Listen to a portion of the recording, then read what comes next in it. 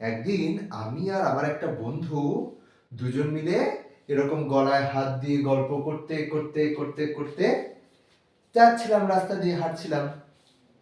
তো আমার বন্ধুটা বলছে, শোন না, আমার না খুব খিদে পেয়েছে, আমি কিছু খাবো, কি খাওয়াবি রে আমাকে? তা আমি বলছি, ঠিক আছে, এই সামনেই তো একটা বেকারি আছে, সেখান থেকে কিছু খেয়ে নেব।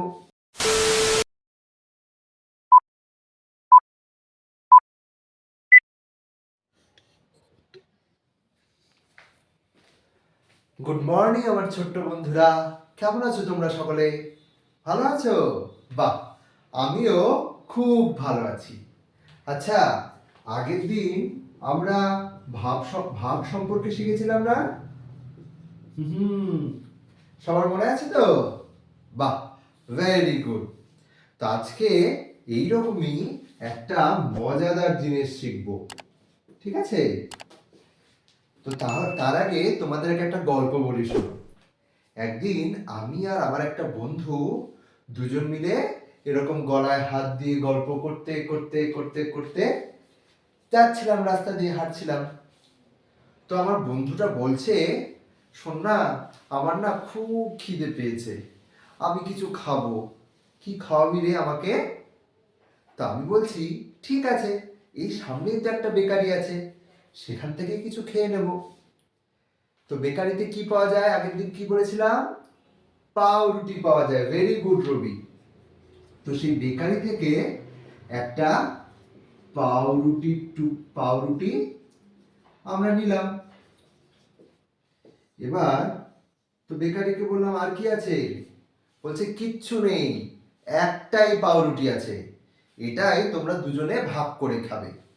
আমি বললাম, ঠিক আছে। তাহলে এই যে একটা পাউরুটি আছে, ঠিক আছে, এই পাউরুটিটাকে দুভাগে ভাগ করতে হবে, কারণ আমরা দুইজন, তাই তো? তাহলে এখানে যদি ভাগ করে দিই, তাহলে এই একটা ভাগ, এই একটা ভাগ, মোট কতগুলো ভাগ হলো বলো? দুটো ভাগ হলো। ভেরি গুড রবি। তো দুটো ভাগ যখন মোট হলো, তাহলে আমি দুভাগের ক ভাগ পাবো? এক ভাগ পাবো, তাই তো? এই যে দেখো, একটু দাগ দিয়েছি, এই দাগটাকে বলে বাই চিহ্ন। কি বলে বলো? বাই চিহ্ন গণিতের ভাষায়। মোট দুই ভাগ, তাহলে দুই লিখলাম। আমি সেই দুভাগের এক ভাগ নিব, তাহলে সেটা এক লিখলাম উপরে। তো এই যে 1/2, এইটাকে বলা হয় গণিতের ভাষায়, এই যে দুই ভাগের মধ্যে এক ভাগ, এটাকে গণিতের ভাষায় বলে ভগ্নাংশ। কি বলে বলো? ভগ্নাংশ। ভগ্নাংশ শব্দটাকে আমরা যদি ভাঙি, তাহলে ভগ্ন যুক্ত অংশ, এই দুটো অংশ পাবো।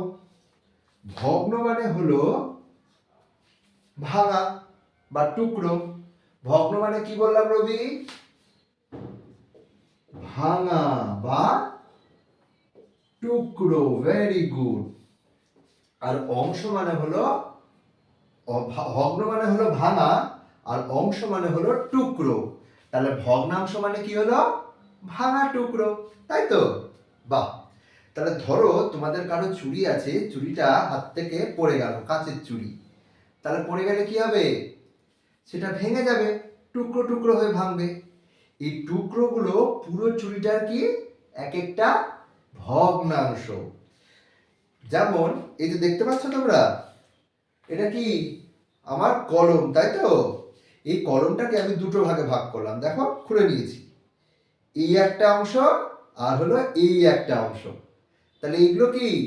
এটা কি? পুরো কলমটার একটি অংশ। তাই এটাকে বলবো আমরা ভগ্নাংশ বা ভাঙা অংশ। এই ভগ্নাংশকে ইংরেজিতে বলে ফ্র্যাকশন। কি বলে ফতেমা ভগ্নাংশকে ইংরেজিতে? ফ্র্যাকশন বলে। Very good. তাহলে আজকে আমরা কি জানলাম? ভগ্নাংশের ধারণা। আজকের পাঠ হলো ভগ্নাংশের ধারণা।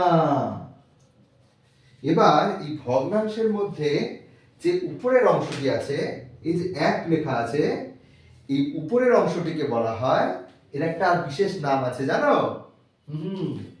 একে বলে লব, আর নিচের অংশটিকে বলে হর। লব হর, হরের পিঠে লব বসে রয়, লব হর মিলেই ভগ্নাংশ হয়। কি বললাম বলো সবাই একবার? হরের পিঠে লব বসে রয়, লব হর মিলেই ভগ্নাংশ হয়। তাহলে এই যে লব আর হর, এটা কোথায় কোনটা হবে এটা বুঝতে তোমাদের মাঝে মাঝে ভুল হয়ে যায়।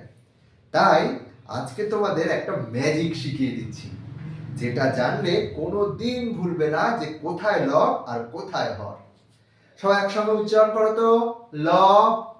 উচ্চারণ করো, লব। জিভের আগাটা কোথায় যাচ্ছে? উপরের দিকে যাচ্ছে, তাই না? তাহলে লবে যেহেতু আগাটা উপরে যায়, তাই লব সর্বদা উপরে হয়, আর হরে কি হয়? নিচে থাকে। চলো এবার তোমাদেরকে, তোমরা এবার বলবে এটা কি লিখেছি? 3/4।